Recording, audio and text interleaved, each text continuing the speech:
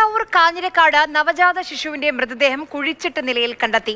ഇതര സംസ്ഥാന തൊഴിലാളികൾ താമസിക്കുന്ന വീടുകളോട് ചേർന്നാണ് മൃതദേഹം കണ്ടെത്തിയത്. ദുർഗന്ധത്തെ തുടർന്ന് പ്രദേശവാസികളാണ് തെരച്ചിൽ നടത്തിയത്. പ്രദീപ് ജോസഫ് വിവരങ്ങളുമായി ചേരുന്നുണ്ട്. പ്രദീപ്, പോലീസ് നൽകുന്ന പ്രാഥമികമായ വിവരങ്ങൾ എന്തൊക്കെയാണ്?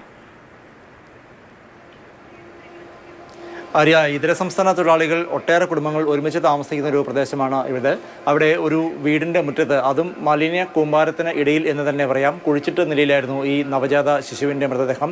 പ്രദേശത്ത് നിന്ന് വലിയ ദുർഗന്ധമുണ്ടായിരുന്നു. കൂടാതെ നായകൾ ഒരുപാടെണ്ണം അലഞ്ഞു തിരിഞ്ഞ് നടക്കുന്നുണ്ടായിരുന്നു. ഇതുകൊണ്ട് നാട്ടുകാരാണ് ഈ ദുർഗന്ധവും നായകളുടെ ശല്യവും ഒക്കെ മൂലം, അല്ലെങ്കിൽ നായകളുടെ സാന്നിധ്യവും ഒക്കെ മൂലം തെരച്ചിൽ നടത്തിയത്. അങ്ങനെ നടത്തിയ തെരച്ചിലിനൊടുവിലാണ് ഈ കുഞ്ഞിൻ്റെ മൃതദേഹം കുഴിച്ചിട്ട നിലയിൽ കണ്ടെത്തിയത്. ജനിച്ചിട്ട് ഏതാനും ദിവസങ്ങൾ മാത്രമേ ആയിട്ടുള്ളൂ എന്നാണ് മനസ്സിലാകുന്നത്.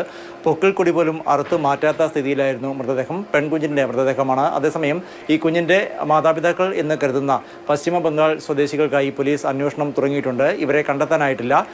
ഇവരുടെ മറ്റ് രണ്ട് മുതിർന്ന കുട്ടികൾ, അതായത് ഏതാണ്ട് 10 വയസ്സോളം വരുന്ന മറ്റ് 2 കുട്ടികൾ ഇവരുടെ വീട്ടിലുണ്ടായിരുന്നു. പക്ഷേ ഈ ദമ്പതികളെ ഇനിയും കണ്ടെത്താനായിട്ടില്ല.